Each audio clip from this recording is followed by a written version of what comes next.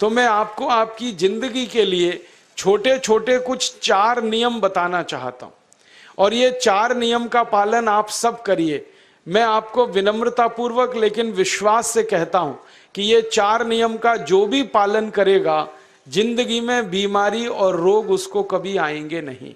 आप भी अगर ये पालन करेंगे तो बहुत अच्छा होगा। मैं भी करता हूं मेरे जीवन। मैं पिछले 15 वर्षों से योग प्राणायाम करता हूं, उसके साथ कुछ नियम मैंने बनाए हैं, वो नियम का पालन करता हूं, और वही नियम आपको बताना चाहता हूं। स्वामी जी पालन करते हैं, मैं करता हूं, हमारे लाखों योग शिक्षक करते हैं, और इन नियमों का पालन करने से हमको इतना लाभ हुआ है कि कभी बीमारी आती नहीं।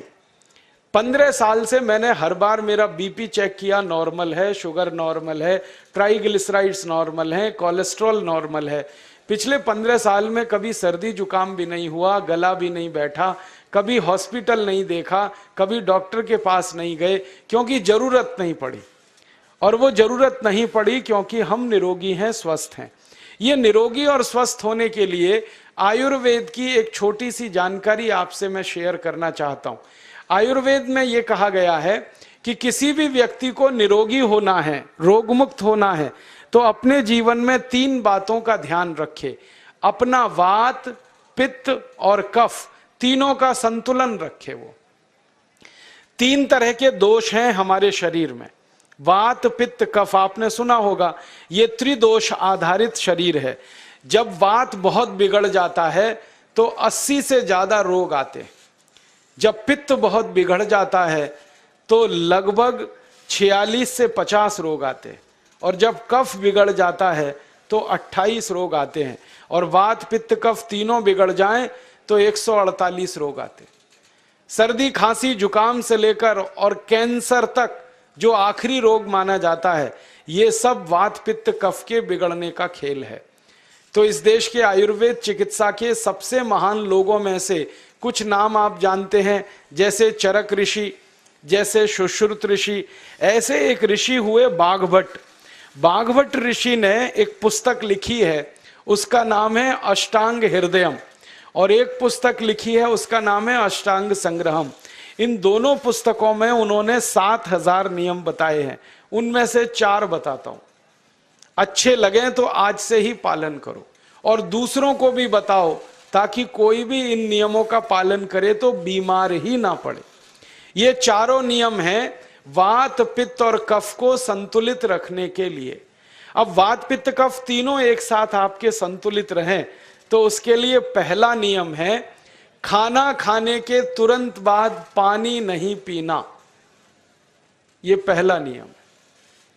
आप बोलेंगे ये तो बड़ी मुश्किल बात है, खाना खाते ही पानी पीते हैं हम तो सबके सब, और बिना पानी पिए खाना ही नहीं खाते। कई लोग तो खाने से ज्यादा पानी पीते हैं, खाना कम खाते हैं, पानी ज्यादा पीते हैं। ये खाना खाने के बाद पानी कभी भी नहीं पीना, क्योंकि महर्षि बाघभट्ट कहते हैं भोजनांते विषम वारी, माने भोजन के अंत में पानी पियो तो जहर के पीने के जैसा है। इसलिए वो कहते हैं कभी भी खाने के तुरंत बाद पानी मत पियो। अब आप मुझे पूछोगे क्यों नहीं पिए, कारण बता दो। कारण मैं बताना चाहता हूं सरल भाषा में। हम जब खाना खाते हैं ना, तो पेट में सारा खाना इकट्ठा होता है। पेट में एक स्थान होता है, उसको हम कहते हैं जठर। संस्कृत में, हिंदी में जठर कहते हैं, अंग्रेजी में उसको एपिगैस्ट्रियम कहते हैं, हिंदी में कुछ लोग उसको आमाशय भी कहते हैं। ये जठर छोटा सा स्थान है। आपके पेट में नाभि है ना, उसके लेफ्ट साइड में बाईं तरफ छोटा सा स्थान है। सारा खाना आपका इसी स्थान पर आता है। जो भी आप खाते हो, रोटी, चावल, दाल, सब्जी, दूध, दही, कुछ भी खाओ, सब कुछ जठर में आता है। अब जठर में जैसे ही खाना इकट्ठा होता है तो उसमें आग जलती, और उस आग को कहते हैं जठर अग्नि। मिला के बोल देते हैं जठराग्नि। आप जैसे ही खाना खाते हो, पेट में जठर में अग्नि जलती है। वो अग्नि खाने को पचाती है, और अग्नि खाने को ऐसे ही पचाती है जैसे रसोई घर की अग्नि खाने को पकाती है। आपके रसोई घर में आप अग्नि जलाओ, उसके ऊपर दूध रख दो, दूध में थोड़ा चावल डाल दो, अग्नि जब तक जलती रहेगी खीर तब तक बनती रहेगी। आप घर में अग्नि जलाओ, उसके ऊपर पानी रख दो, उसमें दाल डाल दो, दाल की पकने की क्रिया तब तक चलेगी जब तक अग्नि जलेगी। ऐसे ही पेट में होता है, जैसे ही आपने खाना खाया पेट में अग्नि जलती है, और जब तक अग्नि जलती है तो खाने के पचने की क्रिया चलती है। जैसे रसोई घर में खाना पकाते हैं वैसे ही पेट में भी खाना पकता है, इसी को हम पचने की क्रिया कहते हैं, अंग्रेजी में उसको डाइजेशन कह देते हैं। तो आपने खाना खाया, पेट में अग्नि जल गई, अब वो खाने को हजम करेगी, पचाएगी। अब मुझे एक प्रश्न का उत्तर दो आप, कि जैसे ही आपने खाना खाया पेट में अग्नि जल गई और वो खाने को पचा रही है, तुरंत आपने गट गट गट गट पानी पी लिया और खूब ठंडा पानी पी लिया, बर्फ मिलाया हुआ पानी पी लिया, फ्रिज का पानी पी लिया, क्या होने वाला है? अग्नि जलेगी कि बुझेगी? अग्नि के ऊपर पानी डालो तो अग्नि और पानी की दोस्ती नहीं है, दुश्मनी है। पानी अग्नि को बुझा देता है। तो आपने खाना खाया, अग्नि जली, पीछे से गटगट पानी पी लिया, अब अग्नि शांत हो गई, अब खाना पचेगा नहीं, तो वो पेट में पड़ा पड़ा सड़ेगा, और सड़ा हुआ खाना 100 से ज्यादा विष पैदा करेगा, और वो 100 विष आपकी जिंदगी को नरक बना देंगे और जिंदगी भर आप बीमार पड़े रहेंगे। आपको मालूम है, कई लोग कहते हैं मुझे पेट में बहुत गैस बनती है। ये गैस उन्हीं को बनती है जिनका खाना हजम नहीं होता। कोई लोग कहते हैं कि मुझे पेट में जलन होती है, ये जलन उन्हीं को होती है जिनका खाना पचता नहीं। कोई कहते हैं कि मेरे पेट में एकदम गुम हो जाता है, फूल जाता है, ये सब वो लक्षण हैं जब खाना पचता नहीं। तो खाना पचेगा नहीं तो सड़ेगा, सड़ेगा तो विष पैदा करेगा, और वो विष आपको बीमार करेंगे। इसलिए महर्षि भागवत ने कहा, खाना खाते ही पानी मत पियो। समझ में आया? फिर आप बोलोगे कितनी देर तक नहीं पिए? कम से कम 1 घंटे तक। 1 घंटे बाद पानी पियो। आप बोलोगे जी 1 घंटा क्यों? ये जो अग्नि जलने की क्रिया है ये लगभग 1 घंटे तक ही चलती है पेट में, उसके बाद अग्नि अपने आप शांत हो जाती है, उसके बाद पानी पी लो। तो खाना अगर 10 बजे खाया तो 11 बजे पानी पियो, 11 बजे खाया तो 12 बजे पियो, 12 बजे खाया तो 1 बजे पियो, 1 घंटे बाद पानी पियो। अब आपके मन में यह सवाल आ सकता है कि खाना खाने के पहले पी लें क्या? हाँ पी लो, 40 मिनट पहले पेट भर के पानी पी लो। 10 बजे खाना खाना है, 9:20 पे खूब पानी पी लो, जितना पी सकते हो। 11 बजे खाना खाना है, 10:20 पे पी लो, खूब पानी पी लो, 40 मिनट पहले। आप और एक सवाल पूछ सकते हो कि अच्छा ठीक है, खाने के बाद पानी तो नहीं पिएंगे, कुछ और पी सकते हैं क्या पानी को छोड़कर? तो उसके लिए भागवत जी कहते हैं कि खाने के तुरंत बाद अगर पीना है तो दही की लस्सी पियो, मट्ठा। खाने के बाद अगर तुरंत पीना है तो फलों का रस पियो, गन्ने का रस पी लो, संतरे का रस पी लो, मौसमी का रस पी लो, अनार का रस पी लो। अब आप कहोगे ये सब महंगी महंगी चीजें बता रहे हैं, गन्ने का रस, संतरे का रस, अनार का रस, पैसे तो है नहीं। तो सबसे सस्ता रस है नींबू का ही रस पी लो, शिकंजी बना के पी लो, वो तो सबसे सस्ता है। तो खाना खाने के बाद या तो दही की लस्सी पियो या रस पियो। और एक तीसरी चीज है, दूध पी सकते। तो खाने के तुरंत बाद पीना है तो दही की लस्सी या मट्ठा, खाने के तुरंत बाद पीना है तो कोई फल का रस, खाने के तुरंत बाद पीना है तो दूध। पानी 1 घंटे बाद पियो। और अगर एक बात ध्यान रखो तो अच्छा है कि सवेरे खाना खाते हैं जिसको हम ब्रेकफास्ट कहते हैं, नाश्ता, तो फलों का रस पीना अच्छा, दोपहर को खाना खाएं तो लस्सी और मट्ठा पीना अच्छा, और रात का खाना खाएं तो दूध पीना अच्छा। जो लोग इस नियम का पालन कर सकते हैं जिंदगी में कभी भी 80 रोग उनको नहीं हो सकते। वात पित्त कफ तीनों ही इस एक छोटे से नियम से संतुलित रहते हैं। तो ये पहला नियम मैंने आपसे कहा। दूसरा नियम एक और है, और वो नियम ये है कि पानी कभी भी पियो, घूट घूट भर के पियो। जैसे गरम चाय पीते हैं, गरम कॉफी पीते हैं, गरम दूध पीते हैं, एक एक घूंट भर के, एक एक सिप करके, ऐसे ही पानी पीने की आदत डालो। ये मुंह में एक बार गिलास लगा लिया, गटागट उसको खाली कर दिया, ये तरीका गड़बड़ है। एक घूंट पानी, दो घूंट पानी एक बार में उतना ही पियो। आप बोलोगे ये क्या चक्कर है? बात ऐसी है कि एक एक घूंट पानी जब हम पीते हैं तो मुंह की लार पानी के साथ मिलकर पेट में अंदर जाती है, और ये जो मुंह की लार होती है ये क्षारीय होती है और पेट में हमेशा अम्ल बनता रहता है। तो एक घूंट पानी पिया, मुंह की लार इसके साथ अंदर गई, दो घूंट पिया और ज्यादा गई, बार बार लार अंदर जाएगी तो क्षार पदार्थ पेट के अम्ल के साथ मिलेगा। पेट में अम्ल बनता है, मुंह में लार क्षारीय होती है। तो ये क्षार को अम्ल में मिला दिया जाए और ये अच्छे तरीके से मिलकर पेट में जाए तो कभी भी कोई व्यक्ति के पेट को अम्लता नहीं होती, एसिडिटी नहीं होती।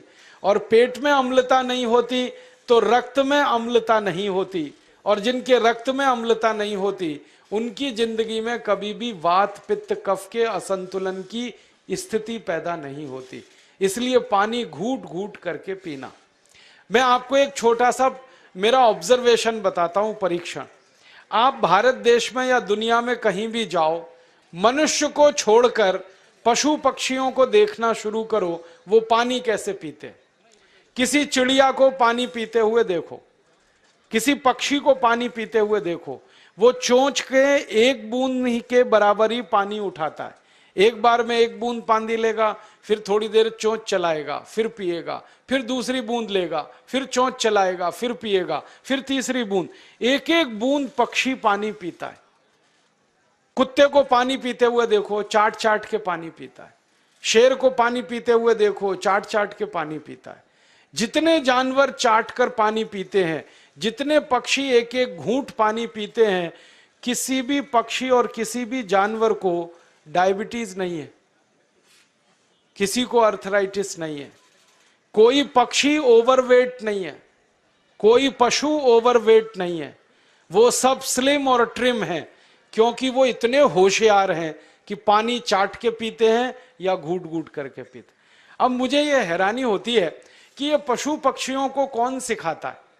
वो अपने जन्म से ये ज्ञान सीख के आते। उनका कोई गुरु नहीं है, उनका कोई विद्यालय नहीं है, उनके कोई प्रशिक्षण शिविर नहीं लगते, फिर भी उनको इतनी अकल है कि पानी घूट घूट पीना।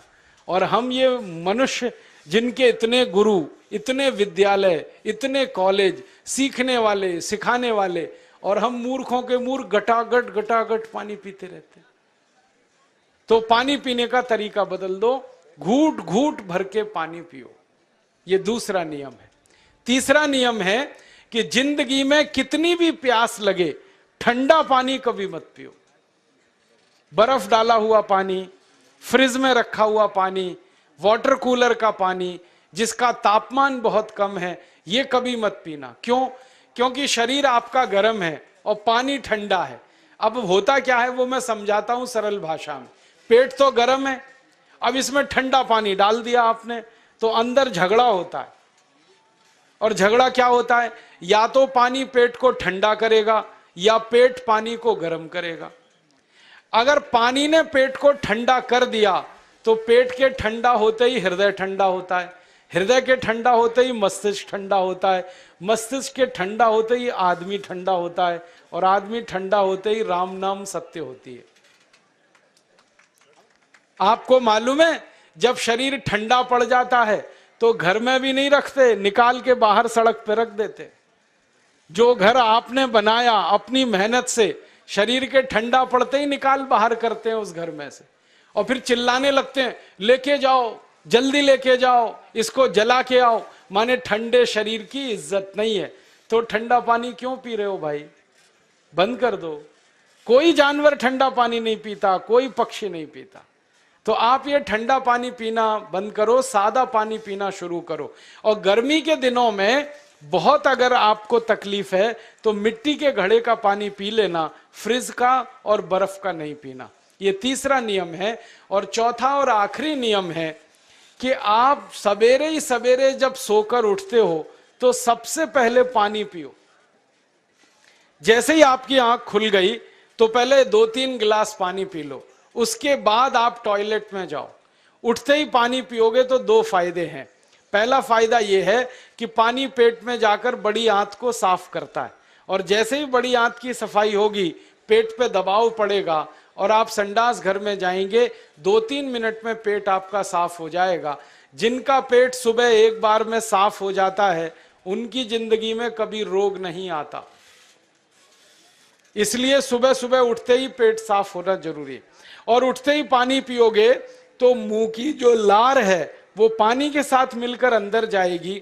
सुबह पेट में एसिड की मात्रा ज्यादा होती है, इसलिए लार का पेट में जाना बहुत जरूरी है। इसलिए सुबह उठते ही पानी पीना बहुत जरूरी है। ये 4 नियम हैं आयुर्वेद के। पहला नियम, खाना खाने के 1 घंटे बाद पानी पीना। दूसरा नियम, पानी को हमेशा घूट घूट भर के पीना। तीसरा नियम, कभी भी जिंदगी में ठंडा पानी नहीं पीना। और चौथा और आखिरी नियम, सवेरे उठते ही सबसे पहले पानी पीना। 4 नियमों का पालन जो भी अपने जीवन में कर सकता है वो वात पित्त कफ तीनों को संतुलित रख सकता है। और जिसका वात पित्त कफ संतुलित है उसके जीवन में बीमारी नहीं आती है। और जो बीमार नहीं पड़ते हैं वो स्वस्थ और तंदुरुस्त और सुखी रहते हैं।